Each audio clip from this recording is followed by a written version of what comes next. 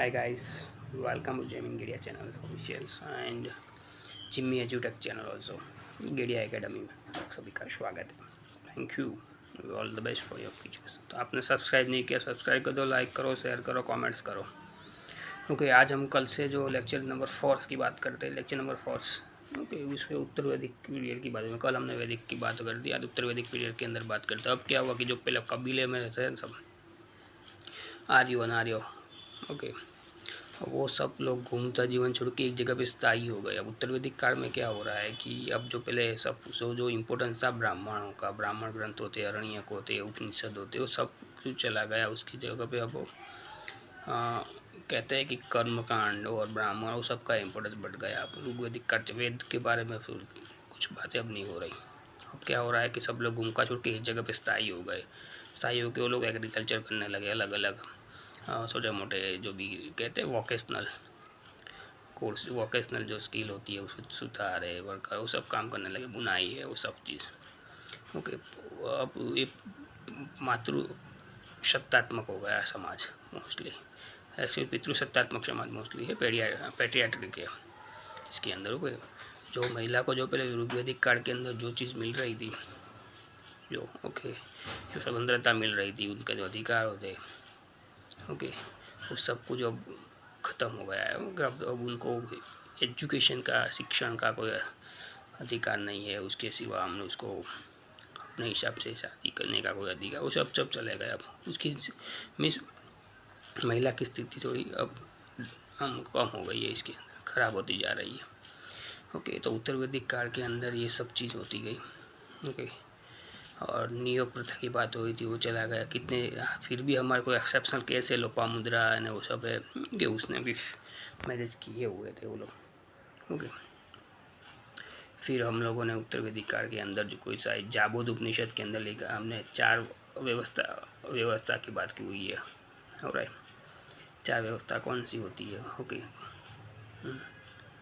Okay, जो 4 व्यवस्था होती है हमारे लाइफ की, ओके, 25-25-25-25 को। ओके, फिर उसके बाद हमने पंचम पुराण को हमने पंचम वेद के रूप में माना गया। वो उपनिषद चांगोदीय उपनिषद में लिखा है। ये सब क्वेश्चन पूछे एग्जाम्स के अंदर में। और उसके सिवा हमने एक कहते हैं कि गंगा जो शब्द है गंगा का, वो एक मिलता है। ओके, फिर उसके बाद हमने यमुना की वो उसका उसके सिंधु को 3 बार मिलता है। और सबसे ज़्यादा गाम शब्द का 275 बार शब्द का उल्लेख मिलता है। क्योंकि अब सो जब जो पहले वो सब जमीन थी, उसका पुराना नाम क्या क्या आप जान लो पहले। अस्किनी, रावी, जब रावी थी, चिनाब का नाम था अस्किनी। ओके, और रावी का नाम सतलुज का शत्रुजी था। तो इसी तरह से वो सब रावी, सतलुज, बियास, अस्किनी कहते हैं। ओके, आओ, तो ये सब नाम उनको पुराना ही सब एग्जाम में पूछा है इसलिए। ओके, फिर महाजन वो सब कबीलों में बिछे हुए थे, अब लोग स्थायी हो गए। अब तो सब उनका जीवन बंद कर दिया है, सब चेंज होता गया। ओके, पर अब जो पहले हम लोग इंद्र, वरुण, सोम, पर्जन्य में और वो सभी की हम लोग पूजा करते थे, इसकी जगह पे अब ब्रह्मा, विष्णु, महेश आ गए इसके यहाँ। ओके, शिव को माना गया उपासक। अब ये सब चेंज आया उत्तर वैदिक काल में। आप कहते हैं कि वो जो पहले जो वेदों का इम्पोर्टेंस था वो कम हो के कर्म कांड की बात आती है। पहले क्या था क्या कि जाति व्यवस्था आ रही है इसके अंदर। ओके, जो शूद्र है वो शूद्र का ही काम है, वैसे कुछ चीज़ सिस्टम अब बनने लगी है यहाँ। उसके साथ साथ बुद्धिज्म, जैनिज्म का उद्भव हो रहा है, पर अब इतना मीन इतना फुल मीन्स फ्लो में नहीं है as of now. Okay, we can say date. और उसके सिवा अब अलग अलग नाम से मैंने ऑलरेडी कहा। ओके, अलग अलग नाम से वो सब कहते थे, इतनी बार हुआ है उल्लेख। क्योंकि कि ग्राम विदत ने सभा 3 समिति हुई थी कि सभा जो होती है सामान्य जन के लिए होती है। ओके, 3 मुख्य अंग हुए थे उसके अंदर। तो इसी तरह से उत्तर वैदिक काल के अंदर ये सब चीज़ घटनाएँ बनती गई। और समिति जो होती थी वो समिति में ऑलमोस्ट जो बुजुर्ग लोग होते हैं, ओके, कुलीन वर्ग के लोग ही समावेश होते थे उसके अंदर, उनकी थी वो।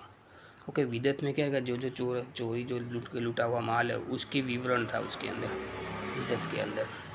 ओके, तो इस तरह से वो सब उत्तर वेदिक काल के अंदर ये सिचुएशन हुई थी सब। एक समाज व्यवस्था कैसी थी, अर्थव्यवस्था इस तरह से चल रही थी। ओके, धार्मिक व्यवस्था कैसी थी। ओके, ये सब सिचुएशन बन रही थी।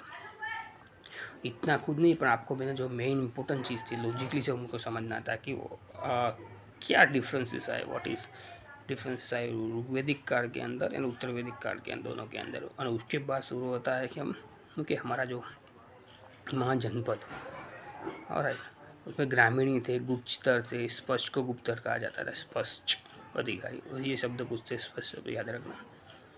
ओके, सूदखोर कहते थे ब्याजखोर को। ओके, फिर भिषज शब्द था चिकित्सक के लिए। ये सब टर्म्स टर्मिनोलॉजी उस समय यूज़ होती थी, और एग्जाम के अंदर ये टर्मिनोलॉजी ज़्यादा पूछते हैं, यूपीएससी के अंदर से उस सर्विस को, आई कैडर्स के अंदर या जीपीएससी में भी। ओके, तो आपको वो सब चीज़ थोड़ी सी ध्यान रखनी है। उसके बाद हम कह सकते हैं कि यम नचिकेता की जो कहानी थी, ओके, वो भी हमने एक उपनिषद के अंदर हमें मिली हुई है, लिखा है ये सब चीज़। फिर क्या होता था कि सोच रहा था कि एक ऋषि नहीं था पर कवि था वो। ओके, उसकी माता थी, वो आटा पीसने का काम कर रही थी, और उसकी पत्नी थी, ओके, वो एक वैद्य थी। ओके, मीन्स अब वो सब जीवन जो था वो कर्मों के अधीन हो चुका था बेसिकली। ओके, कि जो जैसा काम करेगा वैसा होगा, ऐसा नहीं होता कि उसमें करता वैसा ही फिर करेगा। ओके, तो इस तरह से ये सब डिफरेंसेस आते हैं उत्तर वैदिक काल में से, ट्रांजिशन हो रहा है उत्तर वैदिक काल के अंदर। ओके, नॉर्मल ये समय वही था। उसके बाद हम कहते हैं कि महाजनपद का उद्भव हो रहा है। ओके, उसके देन आफ्टर ओके, वो सब कबीलों में बांटा, वो महाजनपद में हो गया। इसके अंदर क्या गण राज्य, सबसे गण मीन्स राज्य सबसे बड़ी पोजीशन है। ओके, ग्राम सबसे छोटी इकाई थी। ओके, यानी गण था सबसे बड़ी इकाई थी। स्टेट, अभी का हम जो राज्य कहते उसको गण कहते थे उस टाइम।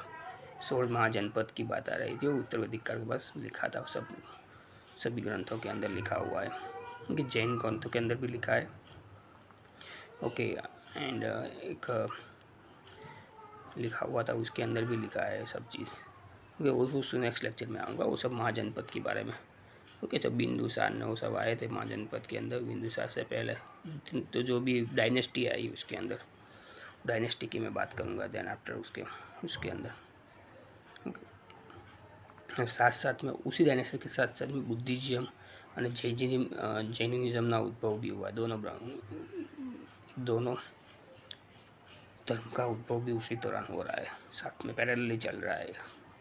क्योंकि क्या है कि उसके अंदर से जो जो लोग को पसंद नहीं आया वो सब अलग अलग अपने अपने धर्म निकाल के गए। जो जो त्रुटियाँ थी, ओके, उसको आइडेंटिफाई करके उन लोगों ने सेपरेट बनाया उस चीज़ को। ओके, यानी सभी के अंदर कोई कंप्लीट होता नहीं है, सभी के अंदर कुछ ना कुछ डेफिशिएंसी होती है, और कुछ कहते हैं डिफेक्ट्स होता है। ओके, तो इसी तरह से उत्तर वैदिक काल के अंदर ये सब सिचुएशन थी। तो आपको ये वीडियो कैसा लगा तो मुझे बताइए, कमेंट करें, लाइक करें, शेयर करें सबसे। आप मुझे बताएं कि मैं कौन सा टॉपिक्स लाऊँ, कैसा लगा है उस सब के बारे में। Thank you, bye bye, see you again, have a nice day.